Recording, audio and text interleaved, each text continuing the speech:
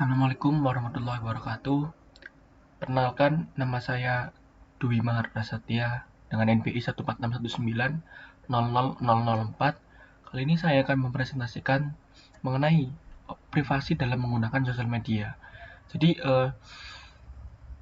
yang pertemuan kemarin di mata kuliah Etika Teknologi Informasi dengan dosen pengampu Bapak Eri Sadewa Yuda, Eskom Magister Manajemen, menjelaskan tentang privasi, tentang apa sih privasi dan juga konsep privasi mengenai public versus private, informasi disclosure, sama plagiarisme. Jadi di sini saya akan memfokuskan tentang privasi lebih ke pendapat pribadi. Jadi dan juga penerapan gimana sih kita harus menjaga privasi itu. Ya. Langsung kita mulai. Apa tuh privasi? Jadi privasi adalah hak asasi manusia yang mendasari kebebasan berserikat, berpikir, dan berekspresi, serta kebebasan dari diskriminasi. Tetapi sulit untuk didefinisikan. Negara yang berbeda menawarkan pandangan berbeda seperti halnya individu. Secara garis besar, privasi adalah hak untuk dibiarkan sendiri atau bebas dari gangguan atau gangguan. Privasi informasi adalah hak untuk memiliki kendali atas bagaimana informasi pribadi yang dikumpulkan dan digunakan. Ini diambil dari menurut Asosiasi Profesional Privasi Internasional. Jadi setiap negara itu memiliki tingkat kepekaan privasi sendiri-sendiri. Misalnya contoh di Jepang. Di Jepang orang ngefoto rata-rata ya HP handphone smartphone bekas-bekas Jepang itu dia kameranya nggak bisa silent. Jadi dia menghargai privasi tentang media, tentang foto, tentang foto-foto yang belum nggak yang secara salah-salah tentu nggak berizin. Itu di Jepang sangat privasi sekali soal itu. Apalagi di negara-negara Amerika, dia itu makin kental tentang privasi soal data. Makanya HP smartphone yang keluaran dari based on Amerika, contohnya Apple sama BlackBerry dulu, dia kan mengedepankan yang namanya privasi gitu. Jadi ini dijelaskan juga di sebagian besar dunia privasi dianggap sebagai hak asasi manusia. Misalnya negara-negara Uni Eropa memiliki hak atas martabat. Mereka menghormati hak individu atas kehidupan pribadi untuk bertindak tanpa pemaksaan dan untuk mempertahankan kendali atas informasi pribadi mereka. Jadi hubungan antar privasi ini menurut saya berbeda-beda ya aturannya di setiap. Yang jelas kita harus menjaga privasi agar untuk melindungi dari diri kita terhadap ancaman-ancaman seperti ancaman data, ancaman serangan-serangan cybercrime, jadi seperti itu. Terus juga aspek-aspek ini sangat berharga sehingga dianggap sebagai bagian integral dari masyarakat Uni Eropa dan sebagian besar dunia telah mengkodifikasi hak-hak ini ke dalam undang-undang sebagai besar karena pembelajaran di masa lalu. Suatu masyarakat tidak dapat memiliki kebebasan tanpa privasi. Ini bisa tampak sebagai kemewahan, tetapi penting untuk kesejahteraan masyarakat bebas dan adil. Jadi antara kebebasan berekspresi sama privasi itu harus sebanding. Misalkan kita untuk mengakses sosial media, kita juga berhak atas untuk misalkan stalker lihat akun orang lain. Tapi kita juga punya batasan soal itu. Kita nggak boleh meng-capture atau men-screenshot katakanlah foto orang terus kita salah gunakan, itu juga kita nggak boleh. Kebebasan berekspresi tetap, tapi harus sejalan dengan ranah privasi gitu. Sepanjang sejarah, ras dan kelompok orang telah dianiaya karena karakteristik afiliasi, kepemilikan, atau kepercayaan mereka. Pemerintah, entitas bisnis yang kuat, penjahat, dan organisasi berpengaruh seringkali berusaha mendapatkan informasi pribadi sehingga mereka dapat memfitnah individu dan mengontrol atau memanipulasi massa. Jadi disinilah kepentingan menjaga privasi. Jadi tidak disalahgunakan seperti itu. Privasi telah menjadi salah satu pelindung yang digunakan untuk melindungi orang dari viktimisasi yang tidak adil. Nah, jadi kita buat pelindung diri, buat ya seenggaknya langkah pertama agar tidak orang lain tuh melakukan yang negatif dari diri kita. Jadi ini adalah opini tentang privasi dalam media sosial. Perkembangan internet saat ini juga turut serta mengubah cara atau pola komunikasi bagi publik. Sebelum media sosial berkembang pesat, dahulu kebanyakan orang hanya menggunakan telepon atau SMS, short message service, untuk komunikasi. Namun saat ini dengan adanya kehadiran internet, membuat siapapun bisa mengakses dan mempermudah komunikasi. Internet tidak lagi mengenal usia bagi penggunanya. Kini orang-orang dari berbagai kalangan, baik tua maupun muda, dapat menggunakan internet, khususnya media sosial. Media sosial saat ini terus bertambah seiring dengan perkembangan teknologi, di antaranya di Instagram, Facebook, Twitter, YouTube, WhatsApp, dan lain-lain.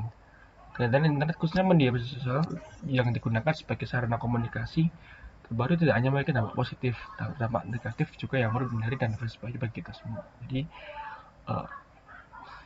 kita tetap harus menghindari dampak negatif, menjaga privasi.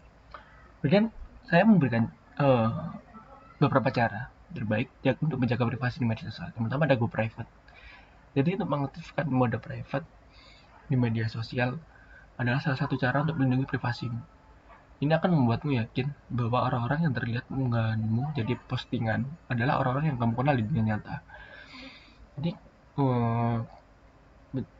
seperti Instagram di akun private. Jadi kan orang-orang tertentu yang bisa kita lihat. Atau sebenarnya kita ngepost story WA, story Instagram. Kan kita juga. Tapi kalau di WA kan udah terdaftar ya nama-nama teman-teman yang sudah berteman. Tapi kalau di Instagram kan kita lebih umum. Makanya dari situ pentingnya menjaga privasi. Proteksi akun media sosial bisa mengurangi interaksi dengan akun yang tidak kamu kenal. Kamu jadi lebih bisa berkomunikasi dengan orang terdekat. Itu ada menyeleksi permintaan pertemanan. Penting untuk tidak langsung menerima semua permintaan pertemanan di media sosial seperti Facebook. Kamu tidak tahu apa niat masing-masing akun yang ingin mengikutimu. Jadi pentingnya juga ini adalah salah satu contoh pentingnya menjaga privasi. Kita nggak tahu niat orang lain seperti apa, ya kan? Banyak dampak-dampak negatif. Mungkin mereka hanya iseng atau bisa jadi mereka punya niat lainnya. Untuk pengantisipasinya lebih baik menerima akun dan menerima media sosial seperti Twitter dan Instagram juga mungkin pengguna untuk menyeleksi followers jika akun mereka diatur menjadi private. Ketiga, jangan pernah menghubungkan akun media sosial satu dengan yang lainnya. Mayoritas anak-anak sekarang ya, kamu milenial itu memiliki lebih dari satu akun media sosial. Sebaiknya jangan menghubungkannya satu sama lain, karena kan bisa memudahkan orang lain mendapatkan data pribadi dengan lengkap. Jadi, kebanyakan kan ya bener ya emang memudahkan, cuman kita lebih baik tidak menghubungkan. Kan kalau misalnya kita lihat Spotify, misalnya saya buka Spotify,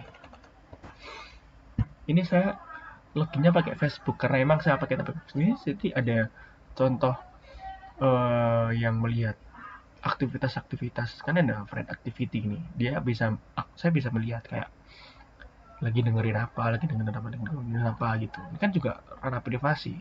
Kan saya pengen dengerin lagu-lagu, misalnya lagu-lagu galau kan. Tapi orang lain nanti malah, aku ini lagi sedih. Makanya saya kan nggak pengen tahu. Makanya dari situ pentingnya tuh kita itu nggak menyebarluaskan ranah privasi kita, ranah yang menurut kita itu rahasia seperti itu. Kemudian yang keempat, hindari pilihan sign up atau sign in dengan media sosial. Banyak situs dan aplikasi menawarkan kemudahan pada pengguna barunya untuk mengisi data pribadi. Mereka hanya perlu mengembangkan dengan Facebook, Google Account, atau media sosial lainnya. Jadi banyak yang seperti ini ya, seperti mungkin contoh kita buka Figma ya.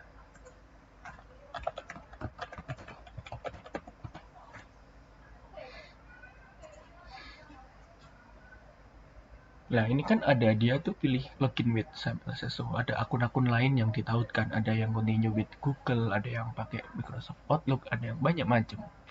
Tapi saya sarankan untuk tidak menggunakannya karena biasanya itu terdapat spam berisi iklan. Jadi di Gmail itu kalau kita menghubungkan lewat akun Google itu dia nanti ya seperti ini loh. Ini adalah promosi saat saya misal ya ini salah satu yang saya tautkan, misalnya saya login pakai akun Google, dia itu muncul di spam gitu loh. Kan menurut sebagian orang kan dirasakan mengganggu ya. Saya sendiri pun juga seperti itu. Cuman Ya mau gimana lagi kan. Kan dengan yang kelima ada jangan membagikan lokasi di media sosial. Walaupun terlihat sepele, membagikannya lokasi di media sosial adalah hal yang sebaiknya kamu hindari. Apalagi jika kamu membagikannya secara real time, seperti di Instagram Story atau Snapchat. Informasi tersebut juga akan menunjukkan bahwa kamu sedang tidak berada di tempat tinggalmu. Ini akan menggunakan menjadi kriminalitas. Sebenarnya sebenarnya jangan ada GPS ketika mengakses media sosial. Jadi eh, kemudahan share location itu juga mengakibatkan dampak negatif seperti ini. Kita nggak tahu niat orang seperti apa.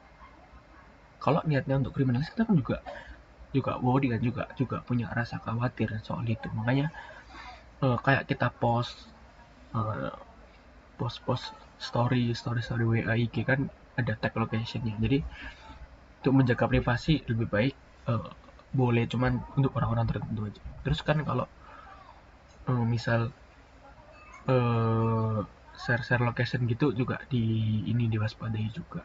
Kayak kayak misalnya kita belanja online, misalnya kita punya seller ya, misalnya orang mau beli tempat kita,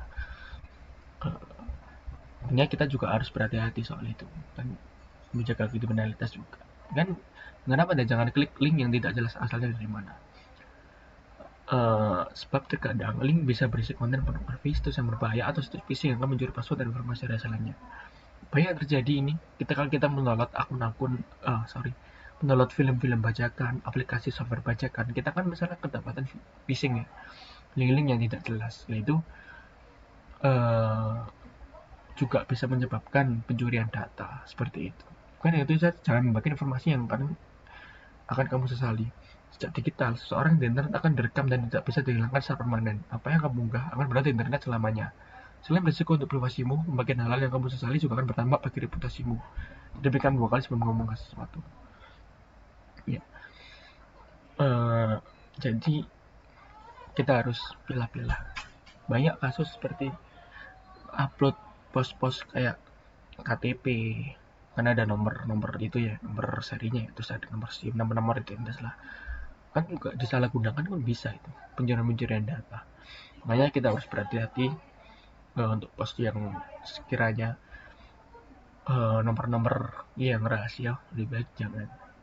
Jadi ini adalah pendapat saya mengenai uh, privasi dalam menggunakan sosial media. Semoga bermanfaat. Kurang lebihnya saya mohon maaf kalau misalnya ada kesalahan. Dengan keterbatasan waktu, saya berterima kasih karena dikasih waktu cuma 5-10 menit. Sebelumnya, terima kasih kepada Bapak Eri Sadewa Yuda sebagai dosen mengampu. Sekian presentasi dari saya. Assalamualaikum warahmatullahi wabarakatuh.